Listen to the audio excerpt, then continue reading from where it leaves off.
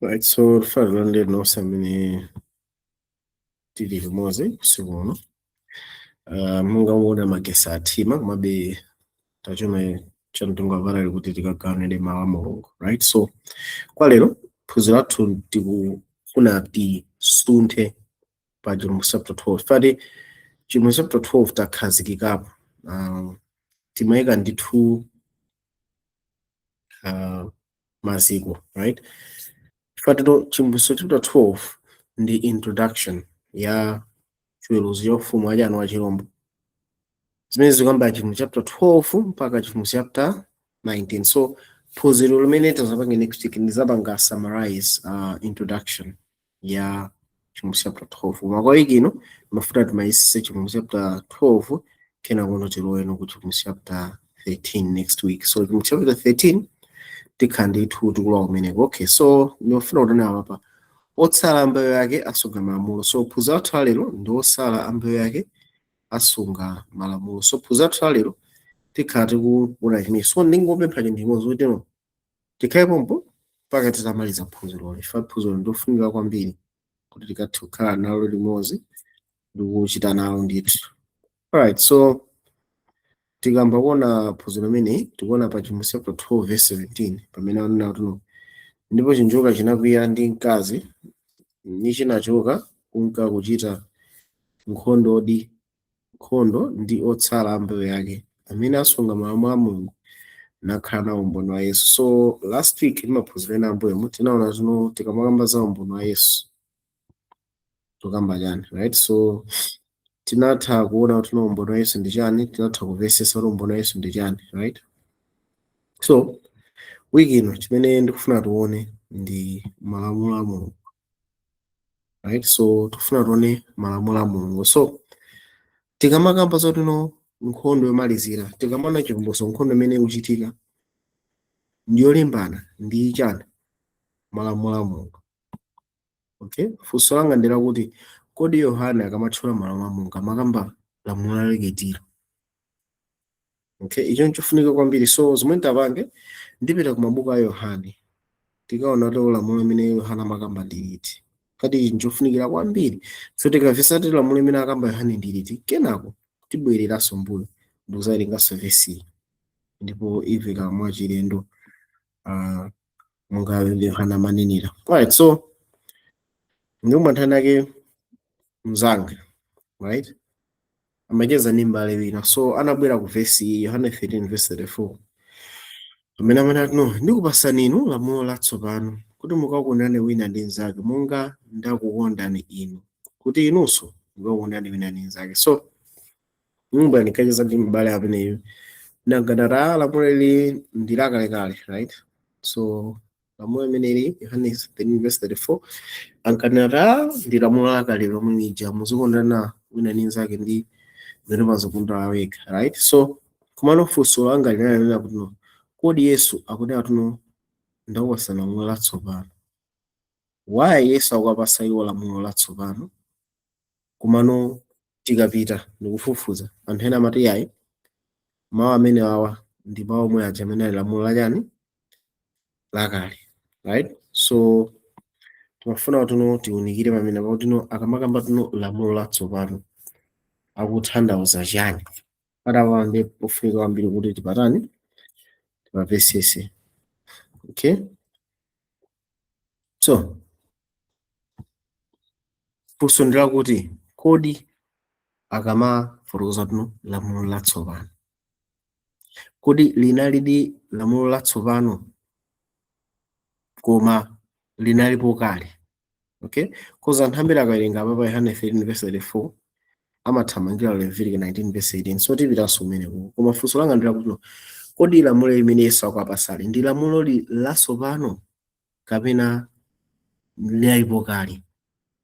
Okay, so mbale amene amanena lamulo limene lili ndi omwe aja amene amatchedwa malamulo 10. Okay, so ngati anali malamulo 10 amene amakamba Yesu apa pa Yohane 13 ndi fani Yesu akanena kuti ndikupasani inu lamulo latsopano. Okay, chifukwa tikuzati malamulo 10 limene amaperekedwa pa Sinai, right? by the time Yesu akubwera sangakhalenso malamulo atsopano yayi. Ngati akukamba za lamulo latsopano chilipo chimene Yesu amafuna atanthauze, ndipo chimene chimene tifuna tichifukule lero. Chifukwa chimene ichi chimene Yohana anachikamba mu chapter 12 verse yake yani ya 17, right? So pali mafunso angapo amene ningafunse, right? So funso la manena kuti no kodi lamulo limene lili chimene tingaziwe kuti kunalibeko. Fate mawa achicho amene timaziwa akamakamba ti chinthu chatsopano ndi chinthu kunalibe. Okay, ngati analipo kalo, ngati lamulo linalipo kale ndipo Yesu ananena kuti ndi latsopano, ndi Yesu ananena, ndipo ine sindikhulupirira Yesu atha kudani, atha kunena. Okay, so zili kwa ife kuti tikasake tikamakamba lamulo latsopano kuti ndi chani. Brother Mesha mutati werengera mavesi awa? Ya zotheka. Okay, mwerenge Exodo 20 ndi Deuteronomy 4:13. Exodo 26 ndi kuwachitira chifundo anthu zikwi ayiwo amene akondana ndi ine nasunga malamulo anga.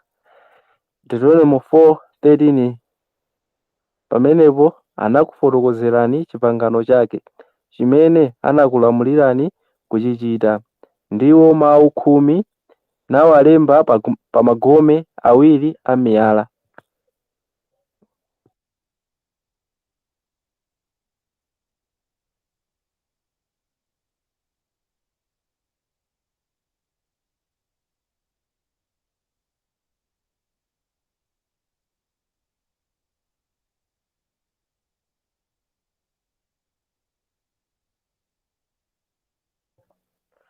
Yep, ndawerenga na malizaro mena.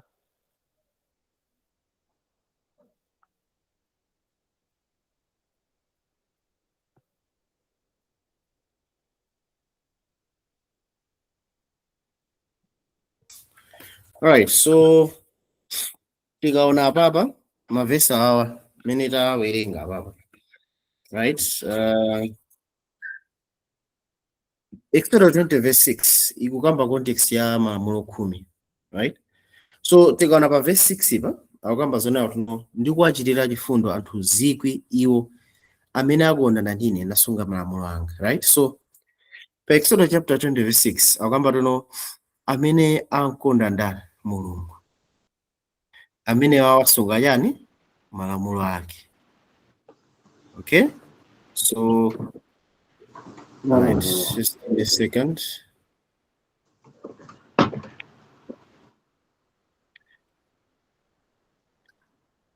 Alright, so Deuteronomy 14:30. Deuteronomy 14:13 akamba zonena kuti pamenepo anakufotokozerani pangano chake chimene anakulamulirani kuchita, ndiwo mawu 10 nawalemba pa magome awiri a miyala, right? So tikamakamba za malamulo 10,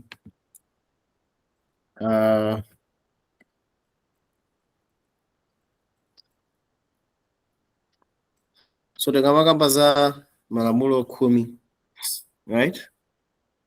Tipezesa onera kuti no tikamakamba za chipangano chakale, chipangano chimene Mulungu anapanga, right? Ndi malamulo yani, malamulo 10. So chipangano chimene Mulungu anapanga ndi ana a Israeli pa nthawi ineyi ndiwo malamulo 10, right? Zimene zizi zinalembedwa yani pa magome. And tikamvesesa nkhani yayikulu ndionera kuti no anthuwa summary yake inaona kuti no amene akondana ndi Mulungu asunga yani malamulo ake, right? And the reference Exodus 20:6 reference yake ndi yani malamulo 10, right? So tikapitirira ndi nkhani tiona nawo tuno focus ya chipangano chakale, right? Right, focus yake inali kwambiri pa malamulo 10, right? Komano tikaona Leviticus 19:18 tipezaso verse ina imene ikamba so za chikondi, right? Brother Mesha tawerenga ni Leviticus 19:18. Brother Mesha werenga Leviticus 19:18. Okay, 19:18 Yeah. usamabwezera chilango kapena kusunga kanthu kukhosi pa ana a anthu a mtundu wako, koma uzikonda mnansi wako monga uzikonda wekha. Ine ndine Yehova. Yeah, so tikaona apapa anawuza kuti usabweze yani chilango kapena kusunga kanthu kukhosi pana anthu a mtundu wako, right? Koma yani uzikonda mnansi wako monga uzikonda wekha. Ine ndine Yehova. So tikaona focus ya chipangano chakale, focus yake ndionera kuti no uzikonda mnansi wako, reference yake ndi yani monga uzikonda wekha. So apapa ili clear nkhani, right? Ukonde mnansi wako monga uzikonda wekha. Okay, so tikamakamba za chipangano chakale chimene anapanga pa phiri la Sinai, right?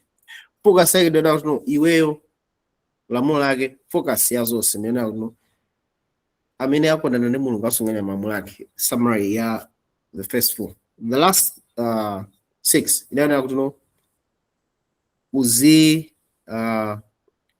uzikonda, right?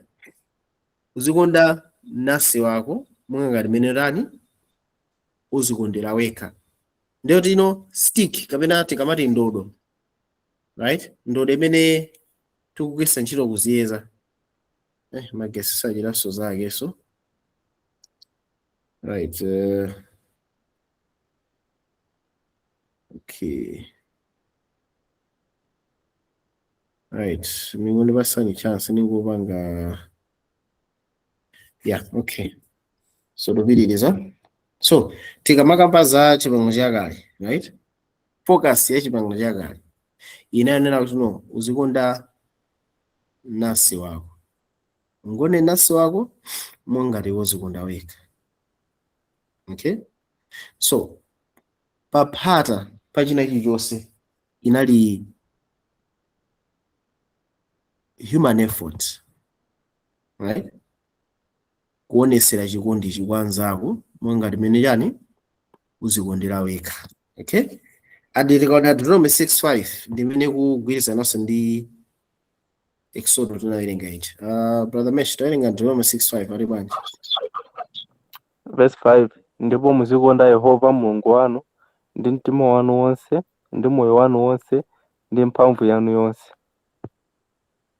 Yeah, so akuti uzikonda Mulungu ndi mtima wako wonse, ndi moyo wako wonse, ndi mphamvu yako yonse. So pambira pacha anangamba tono uzikonda mnansi wako mmene uzikondera wekha. So tikaona stick imene tikuziyezera, tikuziyeza ine imene ndizikondera ine ndikukondenso ninu, right? That's old covenant. Mulungu ndikonda bwanji ndi mphamvu yanga yonse, ndi moyo wanga wonse, ndi mtima wanga wonse, right? So reference ndi ine Yobe pamene popo. Okay? So ntchito ya munthu ili paphata pa kukwanirisa zinthu ziwirizi. Ukonda zako bwanji monga uzikondera wekha. Unkonde Mulungu ndi mphamvu yako yonse, moyo wako wonse, ndi mphamvu yonse. Focus ndi Yobe. Okay? Iyo ndi chipangano chakale, right? Now, kodi Yesu zimene zamaziziwa? Kodi Yesu amavesesa pangano lakale? Kodi Yesu kavesera ikale kuti chani, right? Tawerenga Marko 12:29 ndi 30. Verse 29, Yesu anayankha kuti, lamsogolo ndi ili, mvera Israeli, Ambuye Mulungu wathu, Ambuye ndiye mmodzi. Verse 30, ndipo uzikonda Ambuye Mulungu wako ndi mtima wako wonse, ndi moyo wako wonse, ndi nzeru zako zonse, ndi mphamvu yako yonse.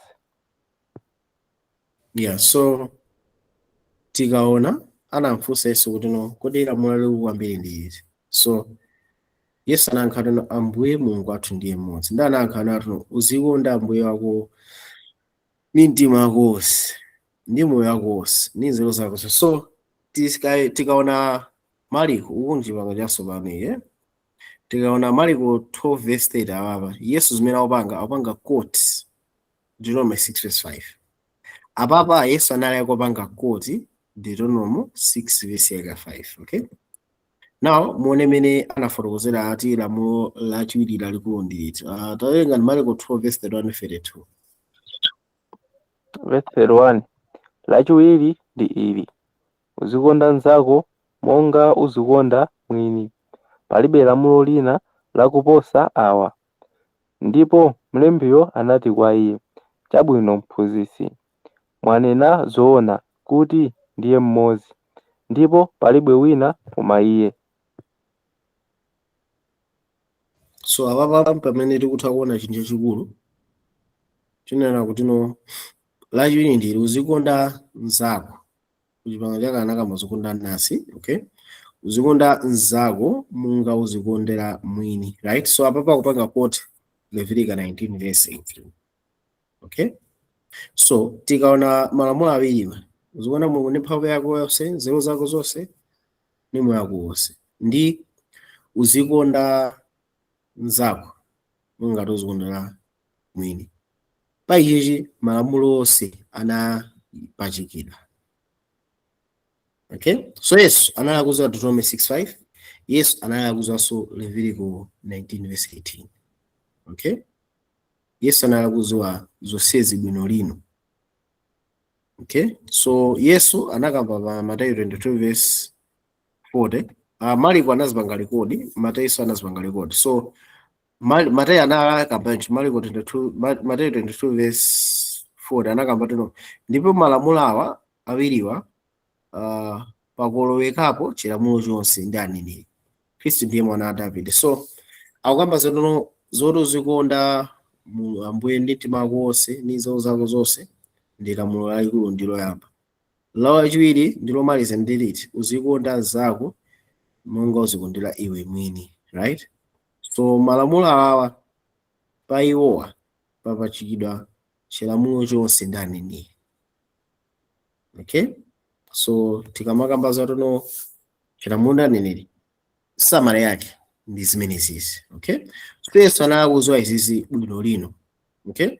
So tikamafotokoza Yesu nena na masulira chipangano chakale, focus yake ndi uzikonda Mulungu ndi mtima wako wonse ndi mphamvu yako yonse ndi nzeru zako zonse. Uzikonda iwe nzako kapena nasi ngati uzikonda weka. So tikaona focus ya chipangano chakale, focus yake nayo iweyo uchitepo ntchito, right? Focus ya chipangano chakale iweyo mafunika uchitepo kanthu. Focus ndi iweyo kukonda nzako pamene uzikondera weka. Focus ndi iweyo kukonda Mulungu ndi mphamvu zako zonse, kukonda Mulungu ndi nzeru zako zonse, kukonda Mulungu ndi kuthekera kwako konse. Focus ndi iweyo, okay? Ndipo pa ichichi pachikidwa cha malamulo onse, okay? Now tandiwenge Deuteronomy 6 verse 24 and 25. Verse 24. Ndipo Yehova anatilamulira tizichita malemba awa onse kuopa Yehova Mulungu wathu, kuti tipindule nako masiku onse, kuti atisunge moyo monga lero lino. Ndipo uzakhala kwa ife chilungamo ngati tisamalira kuchita malamulo awa onse pamaso pa Yehova Mulungu wathu, monga anatilamulira ife. So kuchipangano chakale ukachita malamulo onse, right? Mukawerenga Deuteronomy 6 yonse ukayimaliza muona ndapanayi malamulo ambiri amenewo. So ati kuzakhala kwa ife chilungamo, muchizungamo kapendo righteousness. So kuchipangano chakale righteousness, chiyero chinayijani ukachita zonse zimene Mulungu akutani akukulamulira, right? So ukachita chonse chimene chikhala yani chiyero chako, okay? So chikhulupiriro sichinali chokwanira ayi, kuti ndakhulupirira ndipo ndawerengesera kulunga panonono. Ngati wakhulupirira mafunika wanu udulidwe. 2 uzipita ku Yerusalemu ngati pachaka ngati uli mnyamata. 3 usunge system ya chilamulo, right? So zinthu zimezi zinayingala yani chilungamo chako. Ifati Yesu asanabwere, right? So mafunika onese chikhulupiriro chako mu ntchito. That's chipangano chakale. Okay, taona pa Deuteronomy 4 verse 13. Deuteronomy 4 verse 13, I think tawerenga noyeno. Verse 13, pamenepo anakufotokozerani chipangano chake chimene anakulamulirani kuchichita, ndiwo mawu khumi nawalemba pa magome awiri a miyala. Yeah, so aba kutiululira ife nawo lino ati Mulungu anafotokoza chipangano chake amene analamulira kuchichita, ndipo mawu khumi analemba pa magome. So tikamakamba sa chipangano chakale, center ya chipangano chakale inali malamulo khumi. Tikamakamba za nsembe zija zinali outside komano zimamangirika payani pa malamulo khumi. Ndikufotokoza bwanji yoti sungathe kupereka nsembe ngati sunaphwanya yani malamulo khumi, ukuona nkhaniche. So zinsembe zija zimasamira payani pa malamulo khumi, right? So focus ya chipangano chakale inali malamulo khumi, right? So tikamaona anthu ngachina Daniel ndiyo tana anthu odulidwa, right? Okay, and tikaona munthu amafunika achite zonse kodulidwa, kuyika nsembe, right? Mu chipangano chatsopano pali ndithu kusintha umene kunachitika. Okay, ku chipangano chatsopano kusintha kuchitika apa pamene tikubwerano pa Yohane 13 verse 34 to 35. Yes, wafotokozera ndithu kavesedwe ka chipangano chakale, akuziwa ndithu, right? Now pamene akubwera pa Yohane 13 verse 34 and 35 toyerenga mpathamesi. Verse 34, ndikupasani inu lamulo latsopano kuti mukondane wina ndi mnzake monga ndakonda inu, kuti inunso mukondane wina ndi mnzake. Mwa ichi Verse 35, mwa ichi azazindikira onse kuti muli akuphunzira anga ngati muli nacho chikondano wina ndi mnzake. Yes, so apo pamene tikuona nawo ndikupasani inu lamulo latsopano. So Yesu akamati lamulo latsopano tifunika tikulivesesa kuti inali lamulo latsopano auti kuti mukondane wina ndi mnzake monga ndakukondani. Muona kusiyana, ilili ndi lamulo latsopano. Notice akuti yani muzikondana wina ndi mnzake monga yani monga ndakukondani. Ndota apa chino isi chasinthiratu sakutiuza ife tikondana nasi mwangati tizikondera tokha. No. Akutiuza ife onatu tizikondana wina ndi mnzake monga ngati iyeyo watikondera ife. Mwachinena apapa reference sife yonso yayi. Reference ndi Yesu. Mwachinena lamulo lili kuti likwaniritsidwe. Tiona nawo tuno lamulo lili likukwaniritsidwa pokhapokha ngati Yesu ali mu mtima mwanga, pokhapokha ngati Yesu ali yani ali mu mtima mwanga, right? So atuno ichi chikachitika mwa ichi onse azazindikira kuti muli ophunzira anga. So chizindikiro cha Mulungu ndi chichi. Chizindikiro cha Mulungu chena chikondi chimene Yesu Khristu anatonesera wina aliyense apapa chimene chikhalenso mwa ine ndipo chizituka, right? So ineyo sindingathe kupereka chinthu chimene ndilibe. So ngati ndilibe Yesu lamulo ili silingakwaniritsidwe. Tiona kuti ndi choncho, right? And ichi ndi chizindikiro cha Mulungu. Chifukwa chenena kuti no anthu onse azazindikira kuti tili ophunzira ake bwa ngati mwina acho chikondano wina ndi mnzake. Chikondi chake chotani ndikondane ndanu ndi mphamvu yanga yonse? No. Monga Yesu anatikondera ife. So Yesu anafotokoza ndithu pamene panakhululukidwa malamulo onse ndi aneneri onse, koma papa anali kupereka lamulo latsopano. Anditiona nawo tuno nkhani sinangothera pa Yohane 13. Tikawerenga Yohane chapter 13 ndi Yesu atangomaliza kumene kudya mkonero.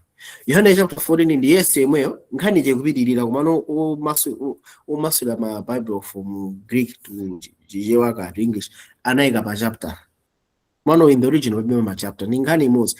Yohane 13 akudya mkonero. Yohane 14 akuyenda ndi anthu aja kupita. Yohane 15 akuyenda. Yohane 16 akuyendabe. Yohane 17 afika mGetsemani akupemphera. Yohane 18 Yudas wabwera natha amugwira Yesu. Mukuona? So Yohane chapter 13 mpaka 18 imapanga likodi nkhani imene inachitika kuchokera pa gone lomaliza kufikira kugwidwa kwa Yesu mu Getsemani. Pamene Yohane analemba mosiyana choncho, komando tikaona Marko, Luka ndi Mateyu analemba kuti anamaliza kudya ngonero kena akalembera kuti Getsemani. Yohane ndiye amene anafotokoza nkhani yayikulu yonse imene anakambirana akupita kuti Getsemani kuti. So tikaona papa Yesu akuti ino ndi new lamulo latsopano la new one. Okay, so sinali lamulo limene lakhazikika mu njira zakale kapena mu njira ya chipangano chakale, right? Yesu sizoti anabalika kapena anayiwala, samafuna kwanyenga ati zoti iyi ndi lamulo latsopano koma lilira alakale ayi. Okay, ilili ngati lamulo lili lakale, kodi tingapeze patipo pamene lalembedwa. Yesu akuti muonane nani zake mungati ine ndakukonderani. Ngati mene lili lamulo lakale lomwe licha mene lili chipangano chakale, tingapapeze pati pamene alembedwa motero. So akamati latsopano akuthandiza ndi latsopano silinalimo mu chipangano chakale. Nditi kaona mwino akuti no monga ngati Yesu anatikonda ife osati monga ngamene tizikondera tokha. Tinaona wewe.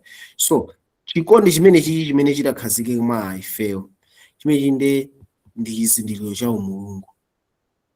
Okay, andi lamulo yetu nanatino ndilotheka pokhapokha ngati Yesu ali mwandani mwayi. So kukhazikika kwa chipangano chatsopano kuchoka pa ife kupita mwandani mwayi.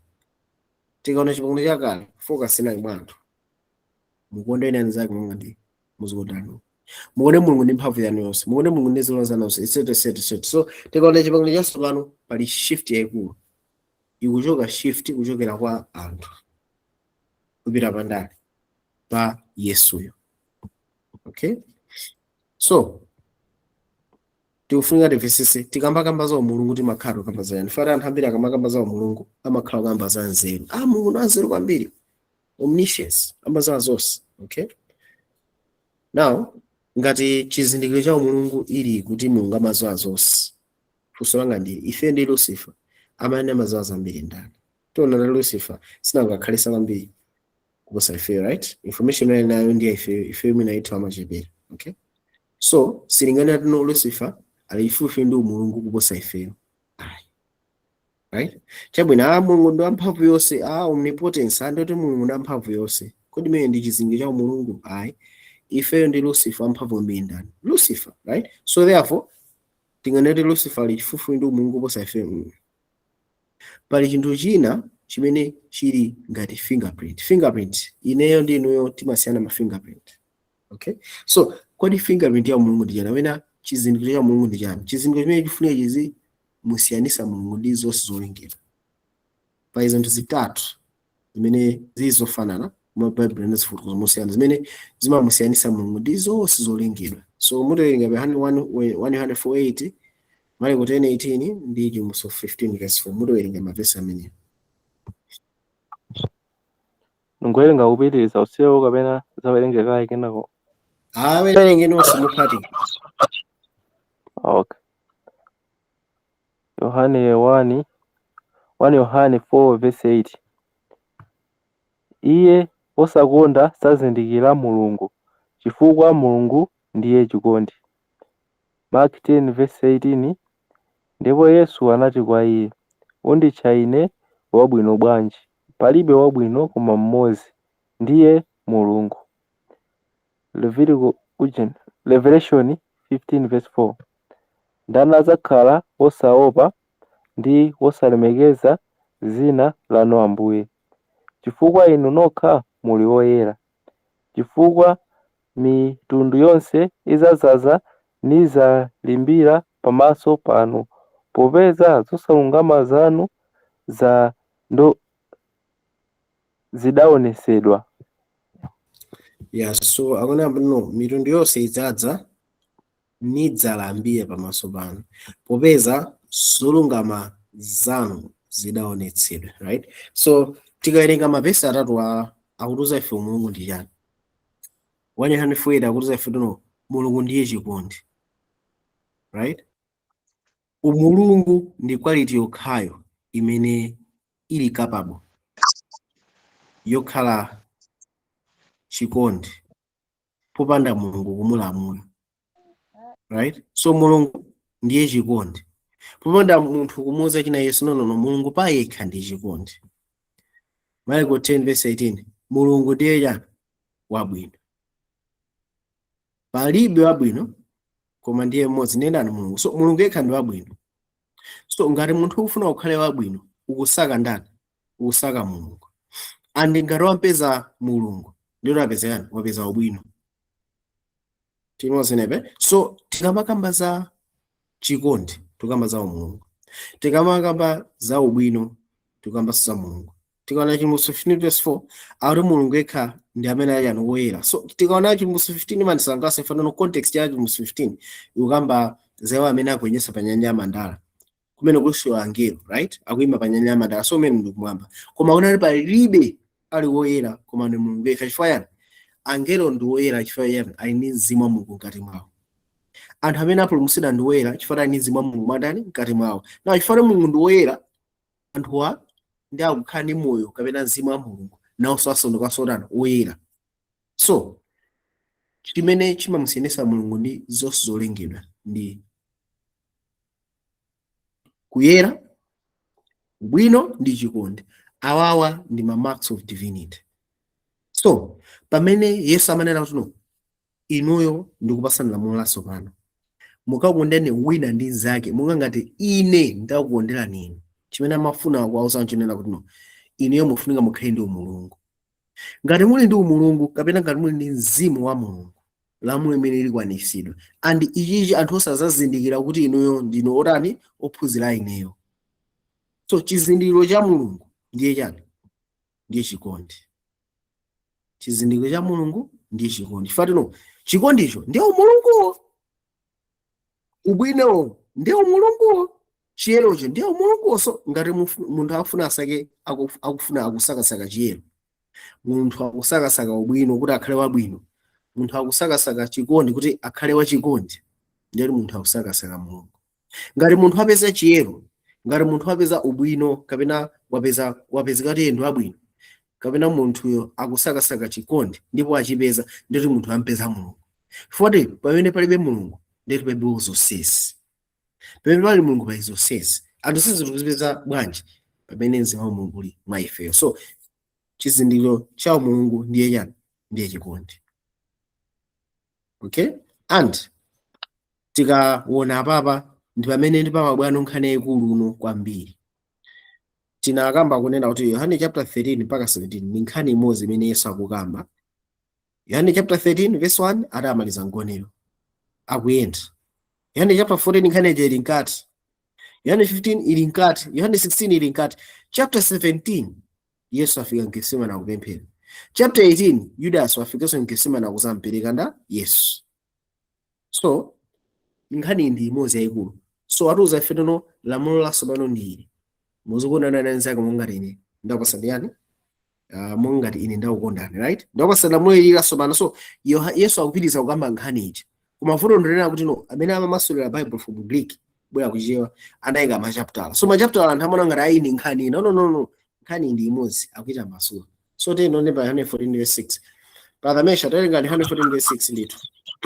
Verse 6 Yesu ananena naye, ine ndine njira ndi choonadi ndi moyo, palibe munthu adza kwa Atate koma mwa ine. Yes, so palibe amene adza kwa Atate koma mwa ndani? Mwa iye. So apate gwireshi moyo ndi Yesu, choonadi ndi Yesu, njira ndi Yesu. Palibe amene adza kwa Atate koma ndani? Mwa iye. Okay? So nkhani sakuyisintha ya akufotokozabe chomwe chicha. Okay? Now, brother Mesh, taterengeni pamenepa Yohane chapter 14 mpaka 18. Yohane 14 verse 15 mpaka 18. Verse 15 ngati mukonda ine sungani malamulo anga, ndipo ine ndizapempha Atate ndipo adzakupasani inu Nkhoswe ina kuti akhale ndi inu ku nthawi yonse. Ndiye Mzimu wa choonadi, amene dziko lapansi silingathe kumulandira, pakuti silimuona Iye, kapena kumuzindikira Iye.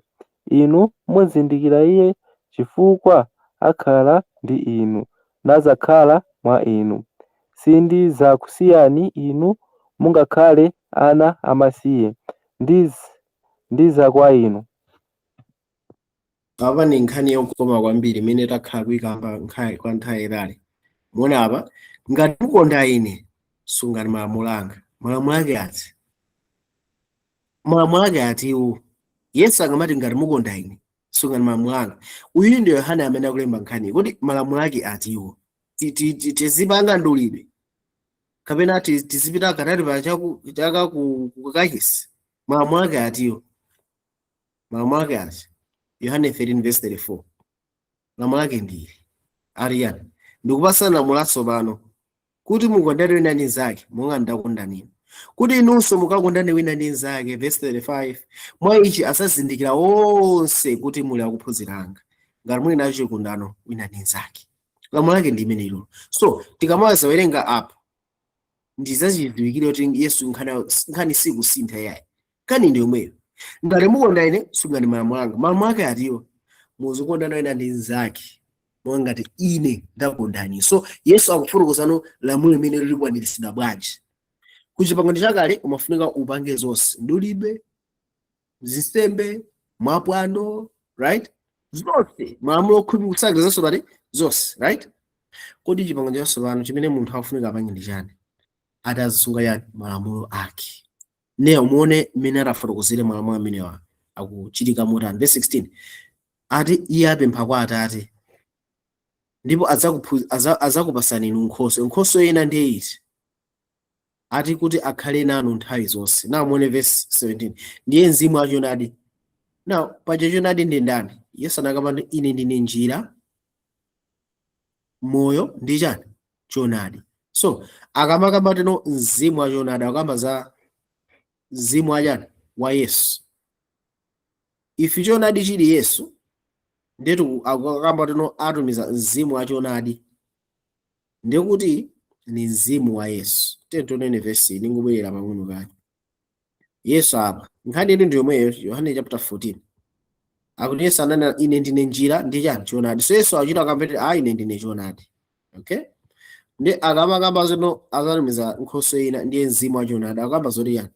Akamba za Mzimu wa ndani? Wa Yesuyo, right? Ndi muone werepa akuti no dziko lapansi silingathe kumulandira, pakuti dziko lapansi sikutani? Sikumuona iye, kapena kumuzindikira iye. Ndi muone mene afunso inu mumuzindikira iye. Funso ndila kuti kodi ophunzira amazindikira ndani? Amazindikira Yesu. Ndi muone chifukwa akhala ndi inu amene amakhala ndi ophunzira ndi nani? Ndi Yesu, right? Koma Yesu akamadza ngati Mzimu wa choonadi azakhala mwa ndani? Mwa iwo. Wena nkhani. So Yesu akamadza ngati Mzimu wa choonadi azakhala mkati mwa anthuwo. Koma pa nthawi Yesu amakhala kuti amakhala ndi iwo. Ngati mwina azabalalika, Yesu anafotokoza mu verse 18 ati sindidzakusiyani inu mukhale amasiye, ndidza kwa inu. Amene akudza ni ndani? Amene akudza ndi Yesuyo. Amene ali ndi Bible ijo atate tangu mesha uli ndi Bible ijo ulenge 102 verse 1. Kapena brother Kelly tangu peza ndi Bible ijo. Ngati mwina mungocheka mufone ngati ilipo. Brother mesha ilipo ngati?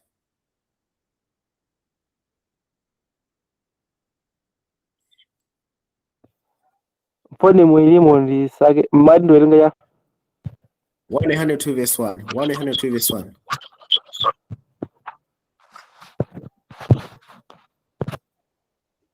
Alright, so ndiwerenga 1 Yohane chapter 2 verse 1 Bible unena kuti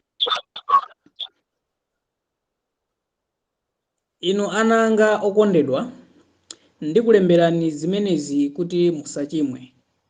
Koma wina akachimwa, tili nayo Nkhoswe yotinenera kwa Atate, Yesu Khristu olungamayo. tabwereranso akuti ngati tikachimwe tinayendani tawerenganso neyopo. Koma wina akachimwa, tili nayo Nkhoswe yotinenera kwa Atate, Yesu Khristu wolungamayo. So Bible ikamakamba Nkhoswe wakamba za ndani? Za Yesu Khristu. Okay, and mukawerenga Bible imene 102 verse 1 muchizungu amakamba mawu oti advocate. Now mawu oti advocate ndilakwika ifanira kuti mawu kuti Nkhoswe anagwiritsa ntchito ka 5, and munthu amene anagwiritsa ntchito mawu oti Nkhoswe ndi Yohane yekha, anagwiritsa ntchito ka 5, ka 4 mu buku la Yohane, kamodzi mu kalata yake. Mawu amene wa mu Greek ndi Parakletos, amene akuyimira comforter, right? And apapa kwina anagwiritsa ntchito mawu oti comforter, koma apapa anasintha kuti advocate, right? Kuona nkhani yakulu ndinena kuti Nkhoswe ndiye ndani? Ndi Yesu Khristu. So Yesu pamene anali nawo amakhala malo amodzi, koma pamene amadza kumwamba adakazazidwa ndi Mzimu wa Atate kuti naye azikhalanso bwanji pena paliponse. Andi lamulo lija lidakhala lotheka ano chifukwa chani? Yesu adzakhala mwa ndani? Mwa inu. So Yesu akakhala mwa anthu awa, iye ndi amene azichita lamuloli. Anthu akakhala kuti alapa machimo awo, ankhulupirira Yesu ndi kumulandira iye, right? Chiyachitika nchani? Akhala wani odzazidwa ndi Mzimu wa Yesu Khristu, ndiye kuti azikwanisa kukonda wina ndi nzake monga ti Yesu anawakondera iwo. Chifukwa chani? Ndi Yesu amene ali mkati mwa ndani? Mwa iwo. So lamuloli likutheka chifukwa kuti Yesu ali mkati mwa ndani? Mwa anthu.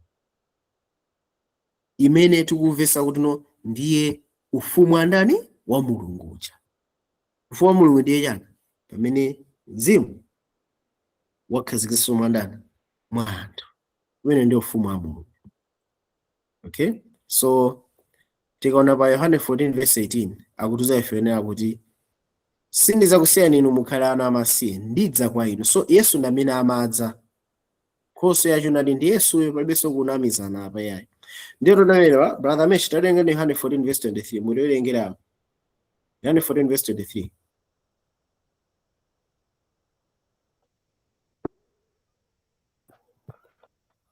Yohane 14:23 Yesu anayankha nati kwa iye, ngati wina akonda ine azasunga mawu anga, ndipo Atate wanga azamkonda, ndipo tidzaza kwa iye, ndipo tidzayesa kwa iye mokhalamo.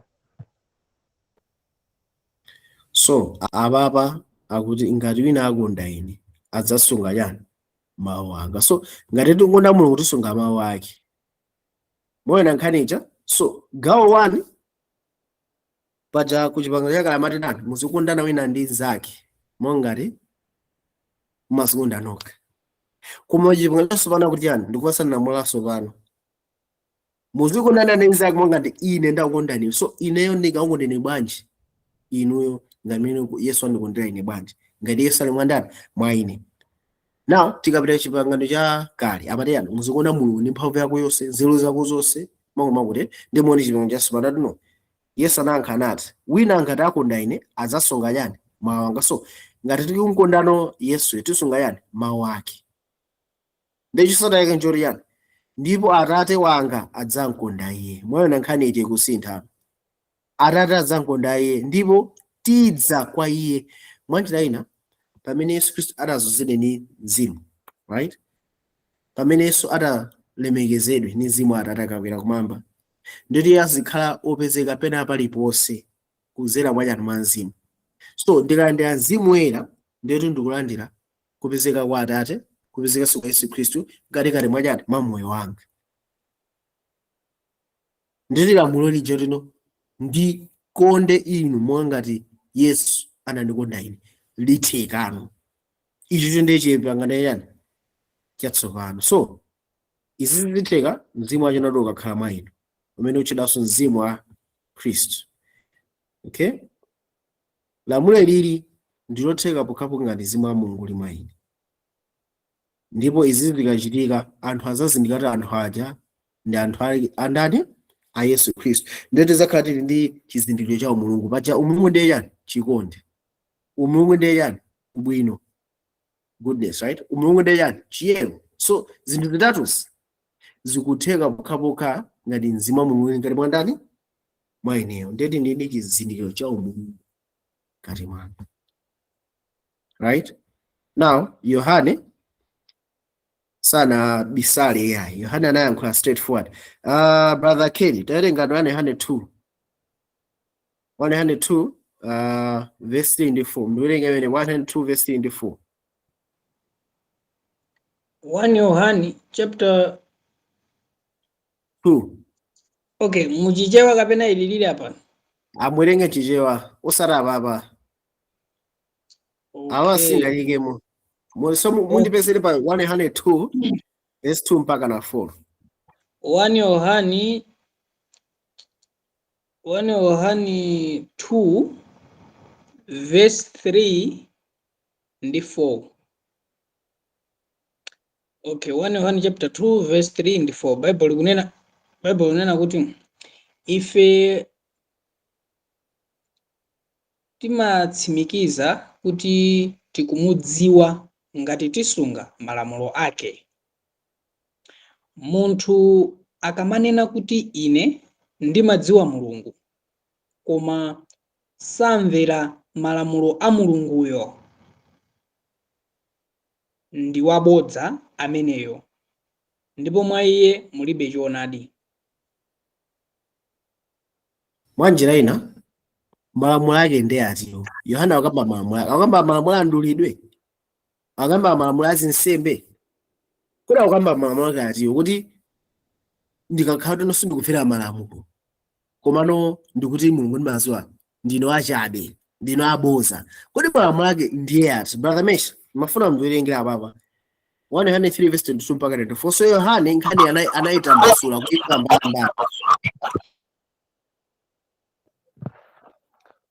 1 Yohane 3 verse 22.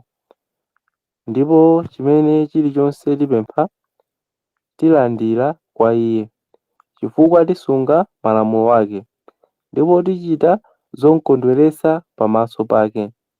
Ndipo lamulo lake ndi ili, kuti tikhulupirire dzina la mwana wake Yesu Khristu, ndi kukondana wina ndi mnzake monga anatilamulira.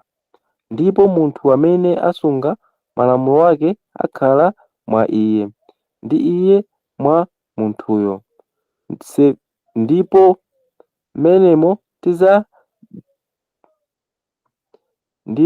menemo tizindikira kuti akhala mwa ife kuchokera mwa Mzimu amene anatipasa ife. Moyo na nkhani ichi. Yohane sanabise kena kalikonse. Tisaonjezere, tisachepere. Akamati anthu amene amanena ndimakonda Mulungu, ndimasunga malamulo ake. Right? Ndi amaloza azinzawo. Ino Mulungu natono mwambanaso masopano mwasumulimbikitsa za malamulo. Yohane sanabise malamulo amene akutchula apa. Fanida kumanapo ndi akhristu ena amene akulimbikitsa tono anthu azisunga maphwando, azipita ku Paska, azipanga Pentecost, malimbikitsa malamulo ati amene. Ena amalimbikitsa malamulo ena aliwonse amene akwaziwawo. Ndikuti okay, Yohane akuti no akungoda Mulungu koma ndasasunga malamulo ake. Ndi amatchula malamulo amene ena aliwonse, right? Wano malamulo amene Yohane amakamba ndi ati. Yohane sanapyatire. Akuti molenga chizungu amakati this is the commandment. Chichawatino ndipo lamulo lake ndi liti tikhulupirire dzina la mwana wake. So iliso ndi lamulo ine amene tiliona kumapetoko. Kukhulupirira mwa Yesu Khristu ndi lamulo la Khristu, right? Ndi kukondana wina ndi mnzake monga anatilamulira. So ndingakondane bwanji wina ndi mnzake ngati ndikhulupirira mwa mwana wake wa Yesu Khristu. So ngati ndakhulupirira mwa Yesu Khristu, chimene chimasatana ndichi ndimakhala ndi mzimu wake. Ndeti ndizikutha kukondani inu chifukwa Yesu ali mwandani mwa ine. So lamulo lake ndimene sili naso yayi. Lamulo ndiliti? So buku la Yohane pa 100 chapter 2 kama za lamulo. 100 chapter 3 ati masolo lamulo ndi chani. Buku lomwelo. So mukaona verse 24 tuno ndipo munthu amene asunga malamulo ake akhala mwa iye. Moyo nanganije ngati musunga malamulo muli mwandani? Muli mwa Mulungu. Ndipo Mulungunso ali ngati mwandani mwa inuyo. tizindikira bwanji kuti akhala mwa ife? Tizindikira bwanji kuti Mulungu akhala mwa ife? Ati kuchokera mwa chani? Mwa Mzimu amene anatipasa. Ngati mukonda ine, sungani chani? Malamulo anga. Ndipo sindikusiyana amasiye, ndidza kwa inu. Atate wanga ndi ine zidzakhala mwa ndani? Mwa inuyo, ndidzayesa mwa inu wokhalamo. So lamulo ndiofunika kwambiri, fati lamulo ndimene likukhazikitsa ufumu wa Mulungu mkati mwa mitima yathu. Tikamakamba za ufumu wa Mulungu kamba za lamulo liti limene lili. So nkhani ndiyayikulu kwambiri. Nkhani ndiyayikulu kwambiri imene ikufunika ndithu kuizukuta bwino. Right? Now, kodi mwina anthu ena amathamanga kodi ndinzoona kuti no Yesu akhala mwa ife. Right? So anthu ena amasusa kuti pa verse 24 sakamba za Yesu kukhala mwa ife. Yes, tikamakamba za Mzimu, tikamakamba za Nkhosi lokamba za Yesu. Anthu ena amasusa zimenezi. So tisalo tino 1 Yohane chapter 3 ikatha ingopitirira. Koma pa translator nasintha ma chapter ndukikamo. So 1 Yohane chapter 3 ndi nkhani imodzi ingosesereka. Tikamafika chapter 4 ndi pamene akutifotokozera nchiniya cha chinsinsi. So 1 Yohane chapter 3 verse 24 ikupitirira ku Yohane chapter 4, 1 Yohane chapter 4 verse 1. So the verse 23 alenga ichi, verse 24, right? Inalenga yani. Tinalenga verse 24, right? Yosera yake mafunga kale verse 25 kumana anaika chapter jina. Ndiye brother mention mafuna mundiwerengere 1 Yohane chapter 4 verse 1 mpaka na 4. Muone koda akamati Mzimu ukwaina makamba za ndani. Chapter 4 verse 1.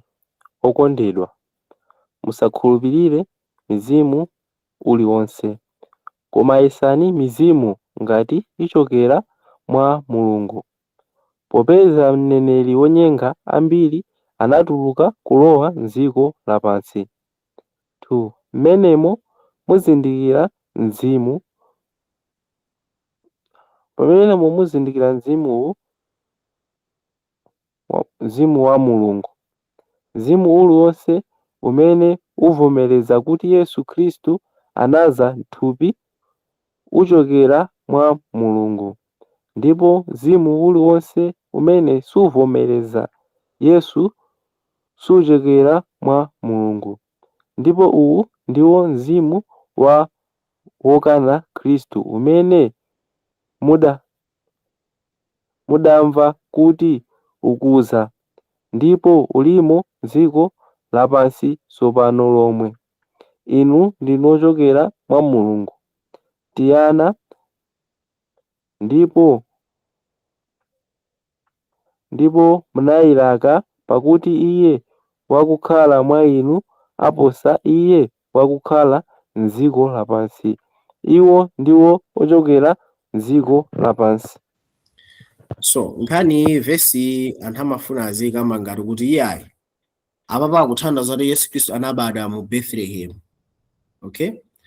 Anthu amanena Yesu Khristu akudza m'thupi, ndeti zikuthandiza kuti no Yesu Khristu anabadwa mu Bethlehem. Iyayi singani nkhani lisimene ifati no nthawi imene Yohane alemba kalata iyi izinali kuti Yesu Khristu wapachikidwa. Ayuda onse anakuwa kuti ampachike. Ayuda anakumuza. So pa nthawi sindikhupere panali anthu amene amamuzwa amakana Yesu anabadwa. Nkhani simene iyayi. Nkhani simene. Nkhani ndinena kuti no inu ndinochokera kwa Mulungu tiyana, ndipo munalilaka pakuti wakukhala mwa inu, akukhala mwa inu ndani apapo? Akukhala mwa inu ndani? Ndi Yesu amene anadza m'thupi. Tikuona nkhanicha. So tikamati Yesu anadza m'thupi, tikamba kuti Yesu Khristu akukhala mwa ndani? Mwa inu. So Yesu akhala bwanji mwa ineyo? Akhala mwa ine kudzera mwa chani? Mwa Mzimu, ngati Nkhoswe ya Mulungu. Tikuona nkhanicha. So akamakamba zina kuti timuzindikira iye chifukwa cha Mzimu umene ukhala mwa ife. Akukamba kuti Yesu Khristu wadza m'thupi. Context ya verse si ukamba za Yesu Khristu pamene akubadwa mu Bethlehem. No. Akamba za Yesu pamene akukhala mwa inu. So wokhala mwa inu aposa iye akukhala muchani? Mu dziko lapansi. So Yesu ali mwa ineyo. Ani ngati Yesu ali mwa ineyo ndakulu kuposa amene ali muchani? Ali mu dziko lapansi. Ndipo chifukwa chimene ndine ngonjesi. context ya Yohana akufuna alimbikisa apa akulimbikisa lamulo la chipangano yani chatsopano limene lili kukhulupirira Yesu ndikuonana ndi nzake ngati Yesu anatikonda ife. Lamulo limene likakhazikitsidwa ngati takhulupirira iye tikwanisa kukondana ndi nzake ndipo mzimu wake ukhala mwa ife ndipo lamulo litheka ndipo Yesu adza m'thupi mwathu. Koma kodi amene ali wabodza ndiye uti? Amene akukana kuti Yesu adza muyani wadza m'thupi. So chiphunzitso ya Trinity chimene chimasusana ndi lamulo limene lili latsopano ndiye chiphunzitso chimene chichokwa kwa iye amene akukamba kuti no iye ali wokana Khristu kapena kuti antichrist. Okay, so amene wanda aneneri onyenga amene anatuluka kula muyani kulowa mdziko. Okay, so tingazindikire mwachito munthu ndi wa Mulungu amene avomereza kuti Yesu Khristu anaza muyani anaza m'thupi. So munthu amene akukana kuti Yesu anaza m'thupi uthenga amene ndabodza atakali muna munthu ali deceived kumano uthenga umenewo sujokera muyani sujokera muya m'Baibulo. Okay, so nkhani iyo anayitenga kwambiri and tikaonanso Paulo anasindikazo pa nkhani imweyi. Brother Mesh tawerenga Roma 5:5 aliya verse 5 ndipo chiyembekezo sichichititsa manyazi chifukwa chikondi cha Mulungu sichinasanulidwa mitima mwathu mwa Mzimu Woyera amene apasidwa kwa ife. So akuti chikondi cha Mulungu chinatsanulidwa mitima mwathu mwa Mzimu Woyera amene apasidwa kwa ife. So nkhani yako ndiyo tino kodi ine ndingakhale wachikondi mwa njira yotani? Ngati Khristu akhala mwa ine, ngati Mzimu Woyera uli mwa ine ndeti ndini chizindikiro cha umulungu. Chizindikiro cha umulungu ndiye ndiye chikondi. So Mzimu Woyera mwa ine ndikhala ndi chikondi. Chikondi ndi chizindikiro cha umulungu taona kale. Okay, ninkona amene atino lamulo la chipangano chatsopano ndi limene lili ndi Yesu paphata osati ifeyo. Osati ife tikangonde nzathu monga timene tizikunda roka. No. Koma Yesu akhale mwa ineyo ndiye ndikakwanisa kukondani monga Yesu anandikonda anatikonda ineyo. Okay, brother, kodi Paulo anakamba chani? Aroma 8:3 ndi Aroma 8:9 akuti bwana verse 3 pakuti chimene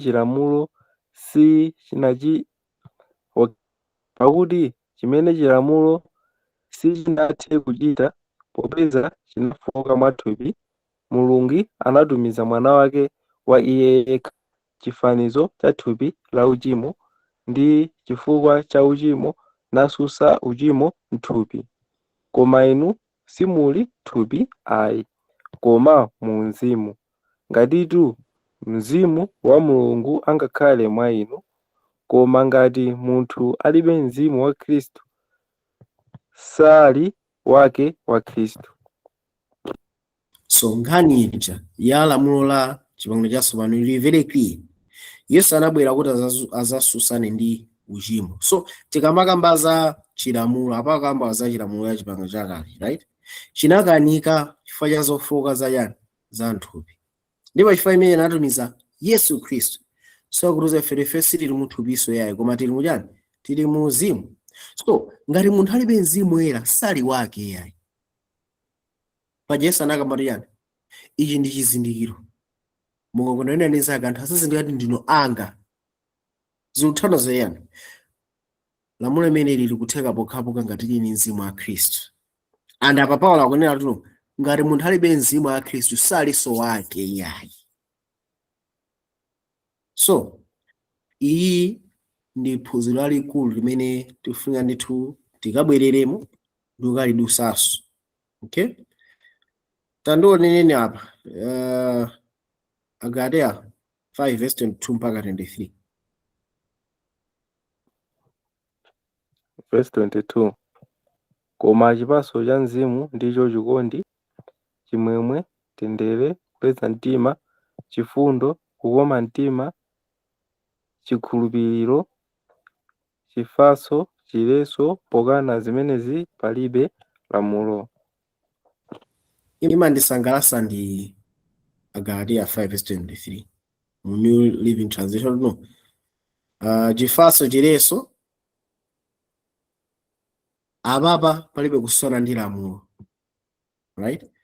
So mukerenga Agalatiya 5:22 gentleness and self-control, here there is no conflict with the law. So zimene akuthawana zazona no anthu ajati apasa chipangano chakale anakanika kukwaniritsa chifukwa chani anali ndi zofoka anthupi. Komano munthu amene ali ndi mzimu wa Mulungu amakhala ndi chipatso cha mzimu, ndiye chachikondi.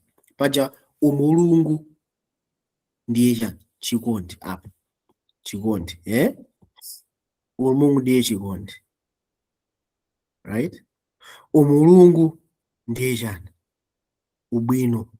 Zonse zija zimene timazifuna zija,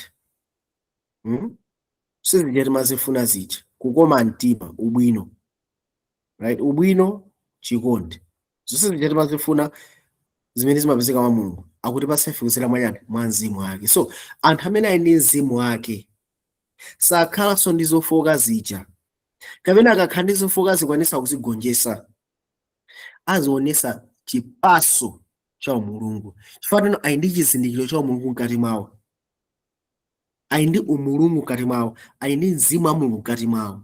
Chifukwa ali ndi mzimu wa Mulungu, chizindikiro cha umulungu chizoonekera, ndiye chani ubwino, chikondi, chiyero, sizija ziyamba kuonekera. Mukuona? So kukwaniritsa kwa lamulo la pangano latsopano kuzitheka chifukwa munthu ali ndi mzimu wake wa Mulungu kati mwa ndani, kati mwake. Ninkonda tikapita chipangano chatsopano akamakamba za chizindikiro cha Mulungu amatiuza ifene chizindikiro cha Mulungu ndiye mzimu woyera. Brother Mesh, tarehe pa Efeso 1:13 ati Mwa iyeyo inunso mutamva mawu achoonadi ubwino wa chipulumutso chanu ndi kukhulupirira iye, munasindikizidwa chizindikiro ndi mzimu woyera wa lonjezano. Tarehe na Efeso 4:4 ndipo musamvetse chisoni mzimu woyera wa Mulungu amene munasindikizidwa chizindikiro mwa iye kufikira tsiku la maomboledwe. So tikapita ku Bible tikamakamba za chizindikiro cha Mulungu, kodi munthu akamasindikizidwa chizindikiro zimatheka kuzera mwa mzimu woyera. Chifukwa umulungu chikondi, ubwino, kuyera, zonsezi ife timazipeza bwanji tikakhala ndi mzimu wake. So munthu amene abadanso mwatsopano ali ndi chizindikiro cha Mulungu mkati mwa mzimu wake. Chizindikiro cha Mulungu ndiye chani? Mzimuwo. Chifukwa ngati munthu ali ndi mzimu wa Mulungu ndeti ubwino uli mwa iyeyo, chiyero chili mwa iyeyo, right? So chizindikiro cha Mulungu ni mzimu wa Mulungu umene uli mwa ndani, mwa inu. Chizindikiro chimaonesa ownership. Kone Paulo analala akuluakulu ngati munthu alibe mzimu wa Mulungu sali wake. So ngati munthu alibe mzimu wa Mulungu ndiye kuti alibe chizindikiro cha Mulungu. Mwanjina ina alibe chikondi, alibe ubwino, alibe umulungu, alibe kachiduso kena kuseka chani ka umulungu. So kuti tikhale ndi ubwino, chikondi, zonse zikutheka chifukwa tini mzimu wa ndani, wa Mulungu. Okay? Talenga ni 2 Korinto chapter 1. 2 Korinto chapter 1 verse 21-22. Verse 21 koma iye verse 21 koma iye wakutikhazika pamodzi ndi inu kwa Khristu natizoza ife ndiye Mulungu amenenso anatisindikiza chizindikiro natipasa chikole cha mzimu m'mitima yathu. So verse yachitatu imene amene akutuza fano amene wati watiukitsa ndi kutikhazika pamodzi ndi Khristu natizoza ife ndi ndani? Mulungu. Okay, amene watisindikiza chizindikiro cha Mulungu ndiye chani? Mzimu wa Mulungu m'mitima mwathu. So munthu amene alibe chizindikiro cha Mulungu sizingatheke akhale mgulu la anthu opulumuka. So kwa lerolo munthu amene ali ndi chizindikiro cha Mulungu ndi amene ali wobadwa mwatsopano. Ndoti chizindikiro chimene chikumuonesa munthu kuti iyeyo ndi gawo limodzi la ufumu wa ndani? Wa Mulungu. So tikamakamba za chizindikiro cha Mulungu tikamba kuti ineyo ndine ndatenga nawo gawo la ufumu wa Mulungu. Fano mfumu ikukhala mwa ndani? Mwa ineyo. Mfumu yochita ufumu wake mwa ineyo. So chizindikiro cha Mulungu ndiye mzimu wake ndani? Wa Mulungu. Right? So muone zimene Yohana anakamba. So tikubweranso kwa Yohane. Tawerenga zimene Paulo ananena ndi tikubwera kwa zimene Yohana analemba. Right? Taonani pa Yohane chapter 15 verse 12 mpaka na 14. Lamulo langa ndi ili, kuti mukondane wina ndi mnzake monga ndakonda inu. Palibe munthu ali nacho chikondi choposa ichi, chakuti munthu ataya moyo wake chifukwa cha abwenzi ake. Muli abwenzi anga inu, ngati muzichita zimene ndikulamulirani inu. So Yesu amapa kutiwululira unena kuti makosana lamulo langa ndi ili, mukondane ndi mnzake monga ine ndakondani inu. So akuti palibe chikondi choposa ichi chakuti munthu akataye moyo wake chifukwa cha abwenzi ake. Yesu Khristu anatikonda kufikira poti anataya moyo wake chifukwa ndani? Cha ife. So ife ndife anzake ngati tichita zimene iye watilamula. Paja lamulo lake ndi liti? Lamulo lake ndi ili, kuti tikakondane wina ndi mnzake monga ngati iye watikonda ndani? Watikonda ife. Chikondi chofika potani? Chonena titawolowa kutaya moyo wathu chifukwa ya ndani? Chifukwa cha chikondi chimene tinacho pa ndani? Pa Yesu Khristu. So ichichi ndimene chikufunikira kwambiri pamene tipita ku mapeto achani? Mapeto a nthawi. Pamene dziko lapansi latidula ifeyo, otsala mbewu yake azakhala kusunga malamulo amene wawa. Tizakhala tilibe chance ina iliyonse titha kugula ndi kugulisa. No chance. Koma tizakhala aliyense akuti kukondana wina ndi mnzake monga ngati Yesu anatikondera ndani? Anatikondera ife. Ndipo dziko lonse zazindato anthu amene ali ndi chizindikiro cha Mulungu ndi ati awa. Chizindikiro cha Mulungu ndi chiti? Chimene chocho. So tikamabwera pa Chivumbulutso 12 verse 17 tithakulengano verse ili ino ndikuvekano bwino kwambiri ino. Verse tikawerenga apa ndeveka bwino kwambiri. Brother Mesh, tawerenga Chivumbulutso 12 verse 17. Verse 17, ndipo chinjoka chinakwiya ndi mkazi, ni chinachoka kunka kuchita nkhondo ndi osala a mbewu yake, amene asunga malamulo a Mulungu nakhala nawo umboni wa Yesu.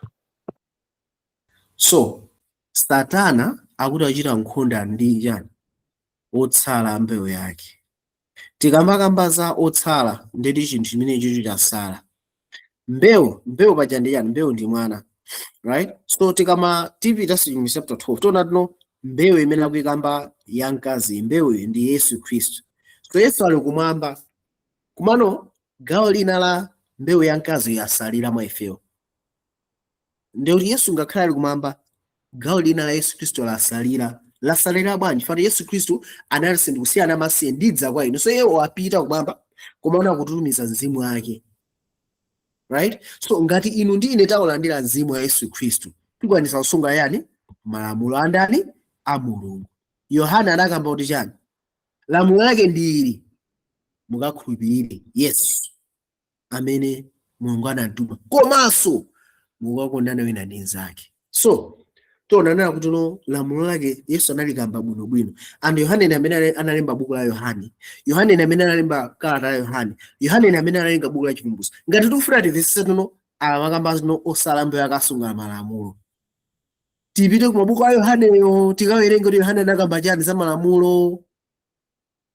apa sakukamba zoti anthu apa azimang'anidulidwe apa kumapita nthawi sizoti Lucifer azalimbana ndi anthu amene akuyimikisa ndulidwe no sizoti akamati asunga malamulo a Mulungu ndoti akupanga zinsembe no malamulo ake apa sakukamba ndi kuti anthu azipita ku Yerusalemu 3 times a year, azipanga msonkhano wa misasa, azipanga msonkhano wachani wa Pasika. No, malamulo ake si amenewo iyayi. Malamulo amene akukamba apapa ndi lamulo latsopano limene Yesu wapereka limene lili kuti muzikondana ndi zake ngati ndakondani. Ngati mukonda ine sungani malamulo anga, ndipo ine ndidza kwa inu ndikhala mwa inuyo. Chizindikiro cha Mulungu. So Satana akutha kuzindikira anthu a Mulungu mapita nthawi kuti uwu ndi ufumu wa Mulungu pa dziko lapansi, ndipo chifukwa imene akuwathira nkhondo otsala ambewu yake. Simwachilena ngakhale Yesu ali kumwamba ufumu wake wakhazikitsira mu anthu awo. So tikamakamba za otsala ambewu yake tikukamba za iwo okhawo amene ali obadwanso mwatsopano. Awa ndi anthu amene ali ndi chizindikiro cha Mulungu. So chifukwa ali ndi chizindikiro cha Mulungu, Satana akulimbana ndi anthu ati amene awa amene alibe chizindikiro cha Mulungu chimenechi. Satana kuzala gawo lake kale. Apa pamene titha kumvesa no verse lili losopano. Chimusu 14 verse 12. Brother Mesh, talenga chimusu 14 verse 12. 14:12 pano pali chipiriro cha oyera mtima cha iwo akusunga malamulo a Mulungu ndi chikhulupiriro cha Yesu. Apa verse lili kumveka bwino kwambiri. Kumapita nthawi zakhala chipiriro cha oyera mtima. Chifukwa chani? Anthu awa zakhala kusunga cha malamulo andani a Mulungu. Akamaze babulo agwa anthu azakhala kusunga cha malamulo a Mulungu. Akamaze kuti alemeza chirombo ndi kulandira lemba lake anthu azakhala ndi chipiriro cha Mulungu. Akusunga be malamulo andani a Mulungu. Ndiyo anthu azakhala ali mwa Khristu be mpaka kumapita chani anthawi. Komano anthu amene alibe mzimu wa Mulungu sali yake ya Khristu. Anthu amene azakhala kutani akutenga lemba la chirombo. Anthu amene alibe mzimu wa Mulungu ndi anthu amene azakhala ali mu babulo akugwa. Anthu amene alibe mzimu wa Mulungu ndi anthu amene azakhala kutino akuopa dziko lapansi. Komano anthu a Mulungu azakhala kufula nono babulo aka. Anthu a Mulungu azakhala kufula lemba la chirombo osalilandira. Anthu a Mulungu azakhala kufula kuna tino imva uthenga wosatha opanda Mulungu. Right? So lamulo la Mulungu apa verse panopa nde likumveka bwino kwambiri. Chimusu 12 verse 14 chicho anamasulira mofoka kwambiri. So ndiwerenga chimusu 22 verse 14 monga amene amasulira chizungu ndiwerenga koma chichira kwamba tino odala iwo ndi amene akuchita malamulo ake kuti akakhale nawo ufulu pa mtengo wa moyo ndi kulowa mzipata za mzindawo. Kodi akuluakulu ndi ndani amene angakwanise kulowa zipata zakumwamba? Kodi ndikuzera mu ntchito tingakwanisa kukalowa mu zipata zakumwamba? Kapena ndi amene asunga malamulo ake? Oyona nkhanichi amene ali akusunga malamulo ake ndi amene azakwanise kulowa pa zipata. Imanisangasa nyimbo iti amati aonde pasija la nyanja omwe tata jonge mangokhapo. Alright. Yes. Amati awandani pasija la nyanja omwe apyola munda chete akomera mwa Yesu asamba mwazi wake. Amen. So verse lili likunyamula uthenga useuja. And mukawerenga mabuku a Yohane verse lili ndi labwino kwambiri. Si verse limene likuti pinja, si verse limene likuti tikusapanya. No. Ndi verse limene kuti lowesa mungaka yake ya Mulungu. Odala ndiwo amene achita malamulo ake. Malamulo ake ndi ati kukhulupirira Yesu Khristu. Ndiyo kuti mwalandira yani mzimu wake. Ndiyo kuti mukwanisa kukondana ndi anzanu monga Yesu anatani anakukondani. Kuchita chimenechi ndiyo kuti muli ndi ufulu kukadya mtengo wachani wa moyo ndi kulowa mu zipata. So tikawerenga buku la Chivumbulutso nanena kunena kuti buku la Chivumbulutso linalembedwa monga ngati muzi uchitika ngati za chipangano chakale. Koma tikaona chinthu chimene chikuti pasa ife umvese kwa chipangano chakale tizitenga chinthucho ndikupita nacho chipangano chatsopano ndikuchipasa maso achipangano chatsopano ndiye timakhala ndi key woti tikamvetsetse buku la Chivumbulutso, right? And Yohane anafotokoza bwino kwambiri, and tinaona kale kunena kuti no tikamakamba za chizindikiro cha umulungu, tikamba za chikondi, tikamba za ubwino, tikamba za chiyero kapena kuyera, holiness, zonsezi zikupezeka mwa mzimu wa Mulungu. Ndikuti munthu amene ali mzimu wa Mulungu ali ndi chizindikiro cha umulungu mwa iye. Nikuona Baibulo likuveka bwino onena kuti no chizindikiro cha Mulungu si chinanso ayi. Chizindikiro cha Mulungu ndiye chani? Ndiye mzimu woyera umene uli mwa inuyo. That is chizindikiro cha Mulungu. Ngati munthu ali ndi chizindikiro cha Mulungu amene yoyo yakuti ndi wake wandani wa Khristu. Ngati alibe mzimu wa Mulungu sali wake wa Khristu. Ndiyo tino anthu amene athamana ife timachita malamulo a Mulungu. Pano ngati sakuchita lamulo la chipangano chatsopano limene lina tuno mukakondana ndi zake monga ngati Khristu wakondana, ngati sakuchita lamulo imene anamvetsetsera papa, ameneyo sali yake. 1 Yohane chapter 2 verse 3 ndi 4 chitanena bwino nati no ngati akondana ndi kumudziwa Yesu koma sasunga lamulo lake, mwachita sanapade somaso pano anthu asakudziwa iye, right? So ichi ndi chinthu chachikulu chimene tikufuna chizindikire, right? Apa pamene tikupita kumapita nthawi, right? Taona kuti no Lucifer akulimbana kwambiri ndi anthu amene akusunga malamulo ake, right? Tawerenga ndi Chimusu 7 verse 3 ati yani brother Mesh, tawerenga ndi Chimusu 7 verse 3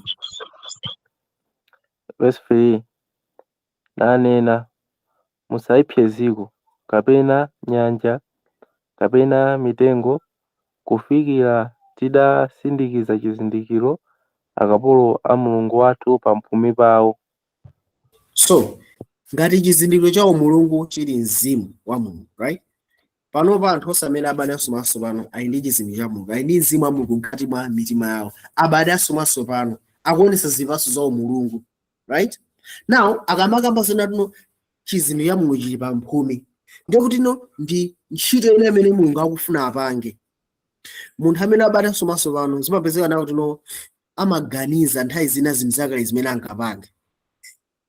Ngati munthuyo anali wachiwerewere nthawi zina zimene ankachita kale zimatha kubwera mu malingaliro ake, nthawi zina zimatha kusokoneza, right? Ngati munthu amaledzera amasula fodya, right? Amasula chamba ndiza zinthu nthawi zina zimatha kubwera zimene zo malingaliro ake. Ngati anali wandewo nthawi zina zimatha kubwera zimene zo malingaliro ifati zili mu history. Koma ngati abale asomaso pano mzimu wake umakhala watsopano, koma thupi lake limakhala chimodzimodzi, malingaliro yake amakhala chimodzimodzi. Komano tsopano malingaliro yake amamana kumangidwa monga mwa moyo umene uli mwa iyeyo, right?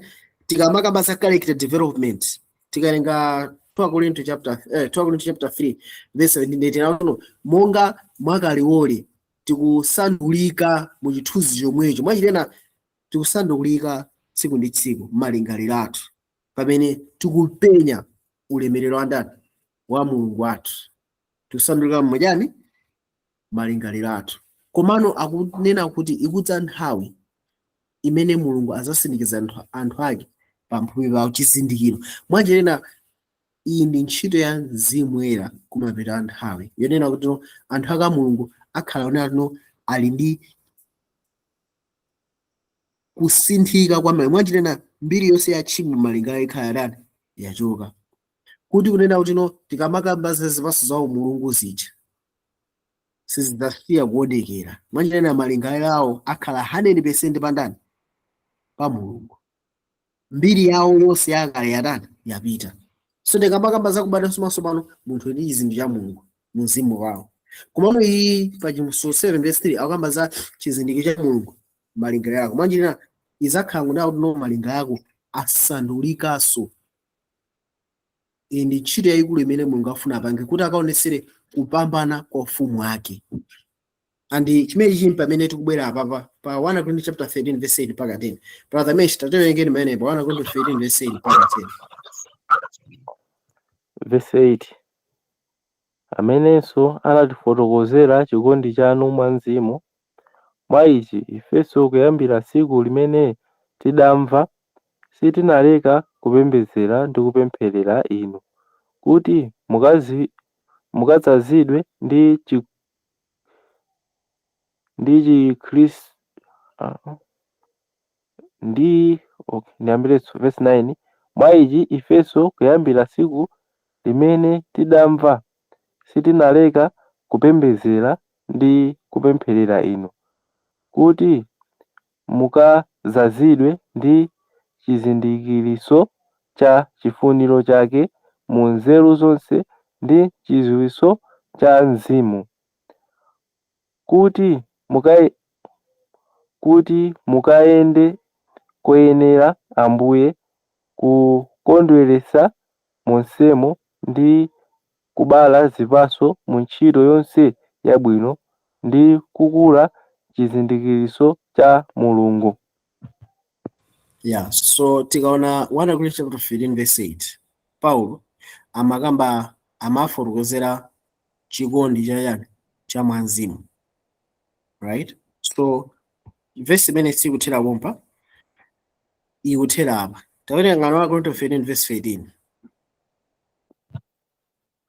Amene anatilanditsa ife ku ulamuliro wa mdima natisunthitsa kutilowetsa mu ufumu wa mwana wa chikondi chake. Yes, so tikawerenga 1 Corinthians 13 amakamba za zinthu zambiri, koma amakamba zina munthu utha kuchita ntchito koma ngati ulibe chikondi uyo wachabe, utha kuchita zambiri ngati ulibe chikondi ndi wachabe, right? So chikondi ndi chani? Ndiyofunika kwambiri fani chifukwa chikondi ndiye umulungu. Chikondi ndi umulungu. So ngati munthu alibe chikondi ndalibe umulungu, ndalibe mzimu wake, so pa zonse zimene Mulungu apanga watilowetsa ife mu ufumu wa ndani? Wa mwana wake wa chikondi chake. Chikondi ndi umulungu, right? So nkhani yayikulu ndiyo tino akutisuntha ife nditilowetsa mu ufumu wa mwana wake wa chikondi. So mawawa sanango ayikapo ya ndofunika kwambiri, right? So tona tinoti kamakamba za mark kapena siri ya umulungu tukamba za zimwera mwa inu. Okay, apa pamene tikubwera ku nkhani yayikulu. Brother K, tapitiriza chivumbulutso.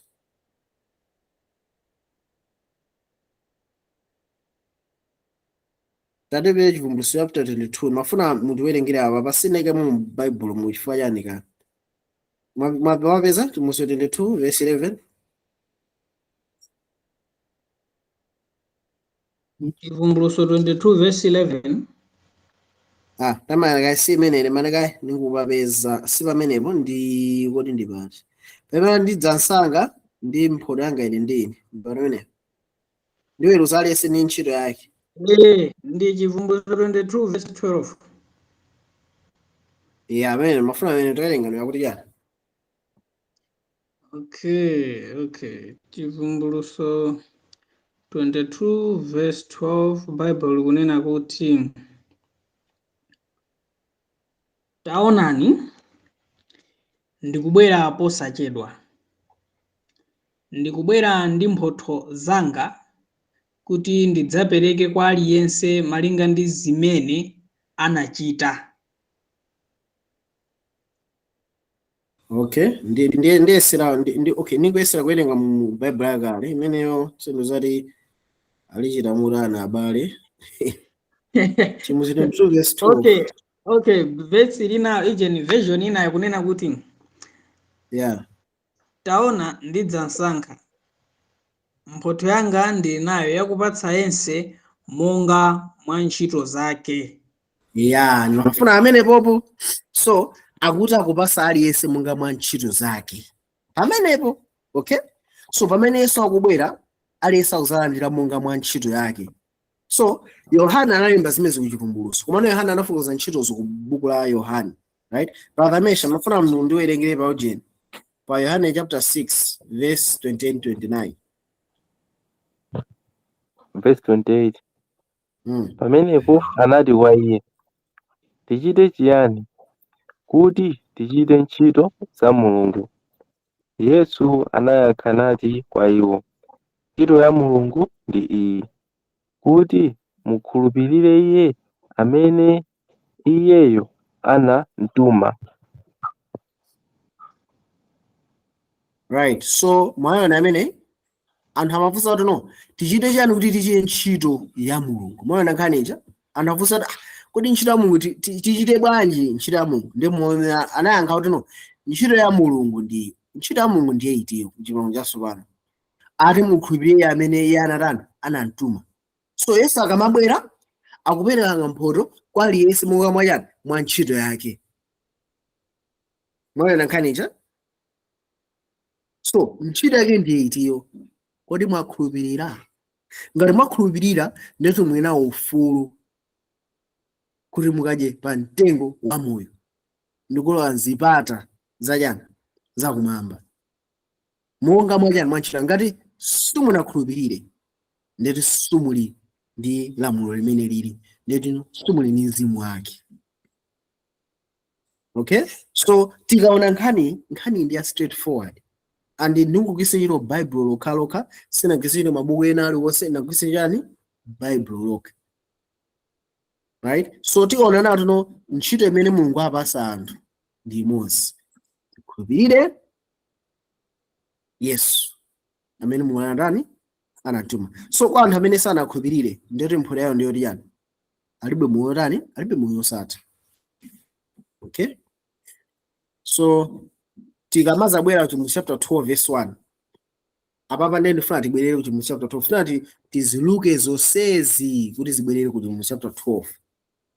Brother Mesh, tawerengeni ku 12 verse 1 ali yani 12 verse 1. Ndipo chizindikiro chachikulu chinaoneka mmwamba: mkazi wovekedwa zuwa ndi mwezi ku mapazi ake, ndi pamutu pake korona wa nyenyezi 12. Yeah, so mu chapter 12 tinaona kale imene tingaona mkazi, mbewu ndi njoka, right? Kuti mkazi uyu akuyimira anthu ake a Mulungu. So tinamasulira kwambiri, so kwa lero silifuna tipange zimenezo. Kumano tikungofuna ndene kuti no mu chapter 12 imene ikuyamba ikutionesa mkazi amene akuyimira anthu ake a Mulungu. Okay, so tikafika pa chapter 12.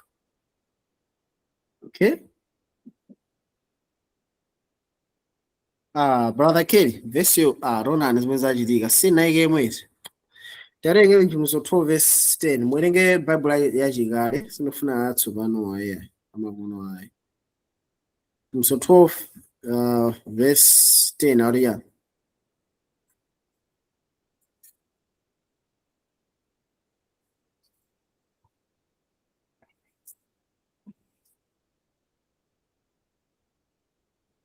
Okay, Kelly, pangani mwa machawi ndithu muona message imene kunenera. Terenga mu 12 verse 10 ali ya. Kumalisa kompani. Kelly mubanga mute. Simuveka arasogoleri. All right, yes. Chivumbuluso chapter 12. Chivumbuluso chapter 12 verse 10. Bible ufotokoza kunena kuti kenaka ndinamva mawu ofuula kumwamba akunena kuti tsopano chipulumutso, mphamvu, ufumu wa Mulungu wathu ndi ulamuliro wa Khristu wake zabwera, pakuti woneneza abale athu uja amene amangokhalira kuwaneneza pamaso pa Mulungu usana ndi usiku wagwetsedwa pansi. So tikaona chumuso 12:10 akamba zetu kwabwera ufumu wa Mulungu, akuti kwabwera yani chipulumutso. So tikamakamba za chipulumutso ndi ufumu wa Mulungu tukamba chinthu chimodzi. Munthu amene wabadaso maso pano andira chipulumutso, munthu amene wabadaso maso pano walowa mu ufumu wa Mulungu. Tikuona nkhanicha, right? And ufumu wa Mulungu ukudza nthawi yake ukudza pa Pentecost. Mukuona nkhanicha, okay?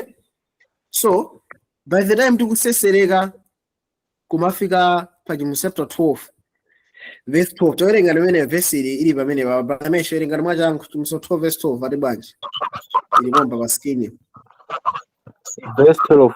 Chifukwa chake kondwerani miyamba inu ndi inu akukhala momwemo, soka mtunda ndi nyanja chifukwa mdierekezi wasikira kwa inu okhala nawo udani waukulu podziwa kuti kansalira kanthawi. So chimene chadza kwa anthu ndi chani? Ufumu wa Mulungu.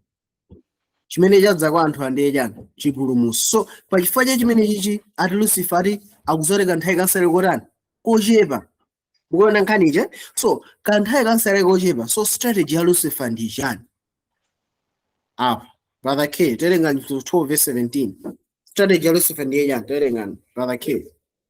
ili pamene Mwerengeri pamene verse 17. okay, verse 17 ndipo chikazi ndi chinachoka kunka kuchita nkhondo ndi otsala a mbewu yace amene asunga malamulo a Mulungu na wa Yesu. Okay, so chinjokacho chikona nthawi nayo yochepa tinaona kale phunziro lathu tino tikamati chinaona nthawi nayo yochepa kuti zikuthandwa zinaona kale, right? So chinjokacho chizaro okay ngati Khristu wakhazikitsa ufumu wake, right?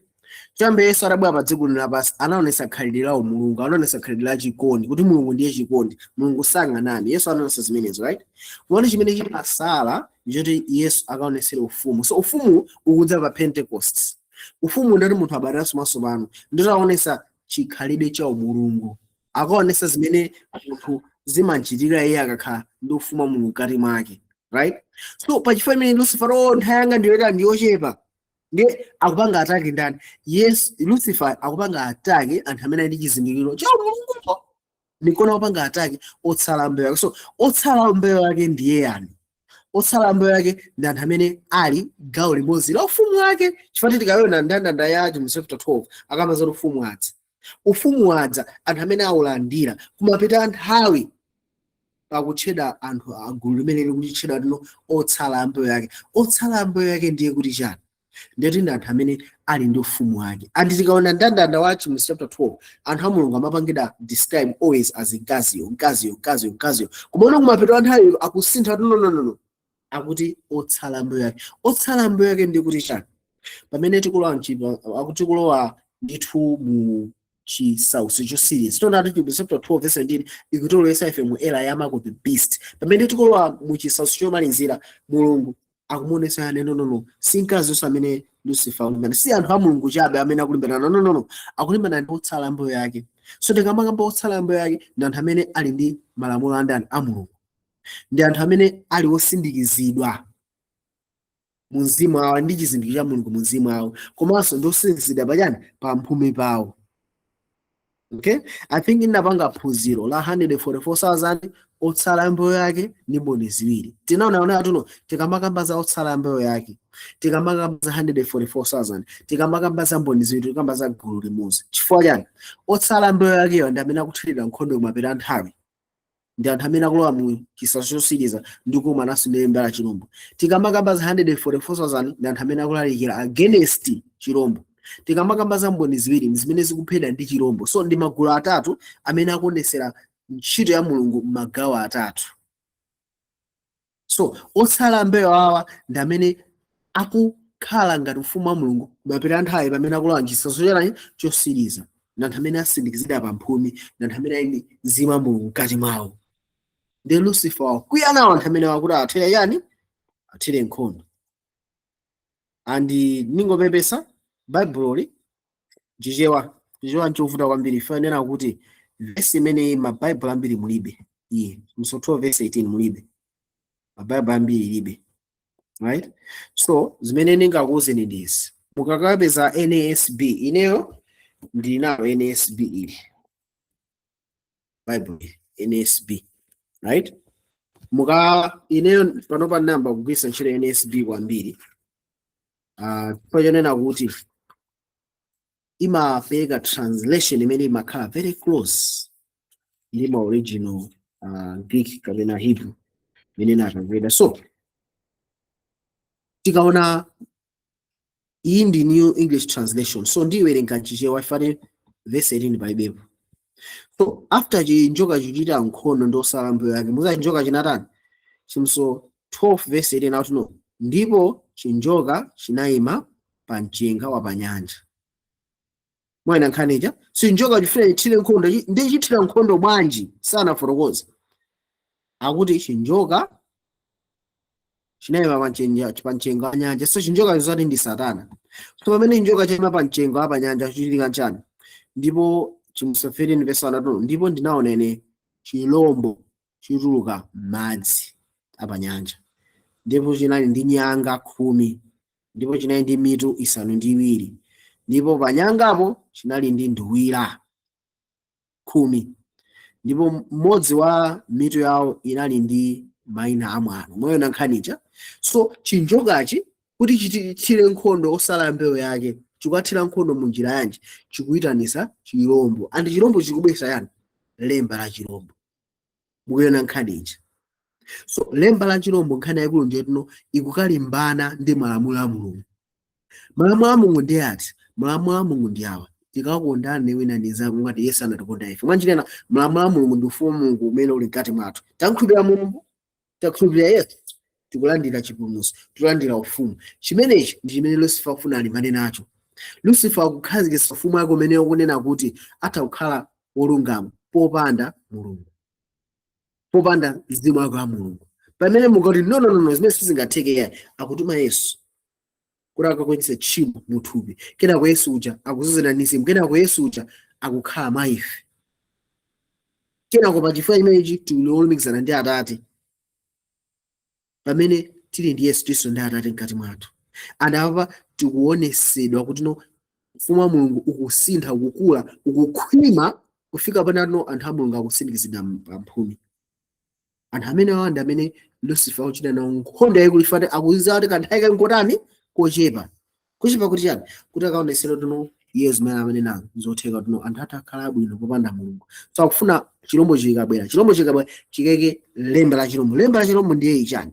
Lemba la chilombo ndi malamulo amene azakhale okhwima kwambiri pa dziko lapansi pano, amene azapangisa anthu azapanga ufulu, azakhala pa nzira umodzi wakaganizidwe, azikakhala pa nzira umodzi wa ntchito zawo, kuti anthu akachite chinthu chimodzi, akaonesere zimene Lucifer amatanthauza nthawi yonse kwambiri nkhondo yakumwamba kufikira kumapita nthawi.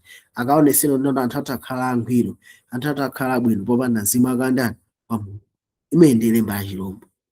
And that's what makes lemba la chilombo kukhala chinthu choyipa kwambiri. So ndiko kuwerengera Chimusoferi verse 1 mu NASB amanena chonchi ndi anchizungu so ndi masanjiwa.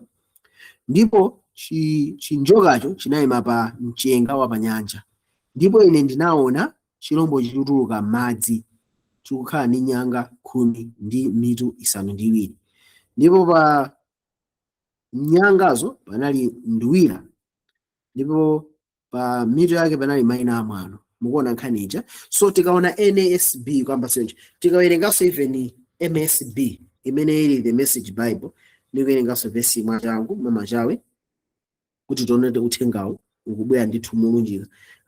Chimusoferi verse 1 ndikuwerenga mu MSB imene ili the Message Bible. Imene atuno, and the dragon stood on the shore of the sea.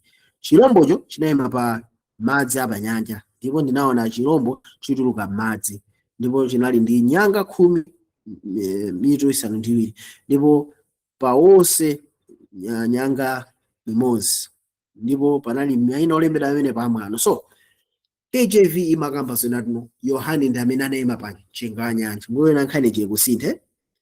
KJV Marian Yohane anayima pa mchenga wa nyanja. Now ndi context sizikugwira yayi. Context ndionena kuti chinjoka chakwiya ndi osala mbewu yake. Ndichifuna chidathire nkhondo. Chathira nkhondo bwanji? Chinjoka chinapita kukaitana chani? Chilombo. Andi chinjoka cha pa Chivumbulutso 12 verse 9 atoza feni ndani? Ndi Satana, njoka yakaleyo. Mukuona nkhani. So nkhondo yakumapita nthawi njolimbana ndi malamulo a Mulungu.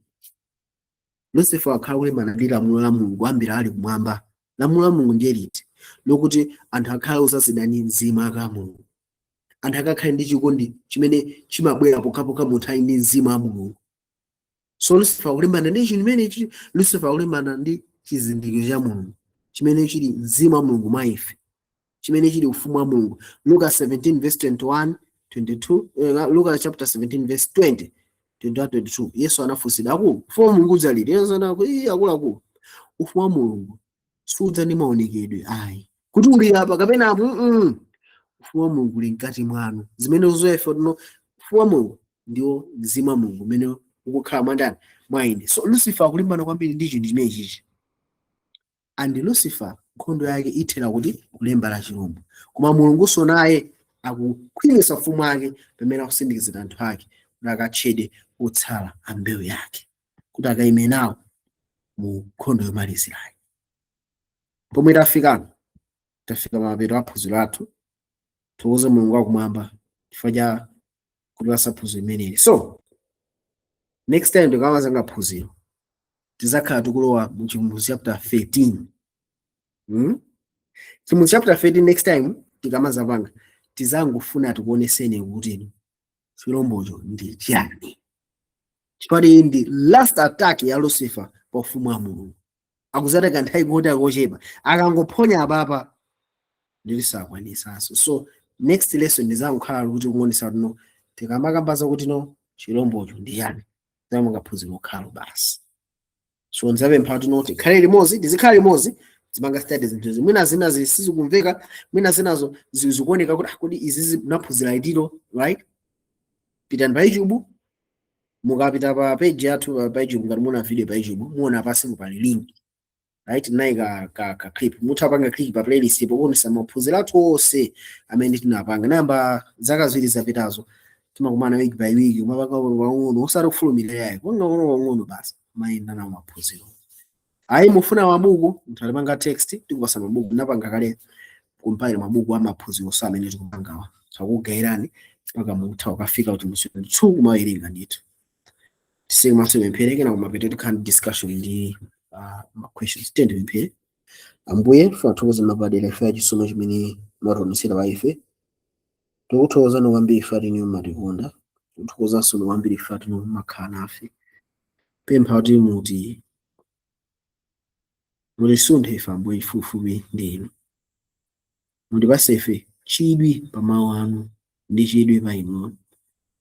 Mutikonzenso ife kuti tikakhale angwiro pamaso panu pakukhulupirira Yesu Khristu amene munamtuma ndi kukondana nane zake ndi kukhala osimikizidwa mkati mwa mzimu athu ndi mzimu anu, kuti pofika nthawi tikhale nafe osala mbewu yanu, anthu amene asimikizidwa pa mphumi, anthu amene akaonesa chikondi chanu ku dziko lonse lapansi, amene akaonesa chizindikiro cha Mulungu ku dziko lapansi. Tidalitse ife tonse ndi onse amene akuonera mavidiyo. M'dzina la Yesu Khristu pemphera, amen.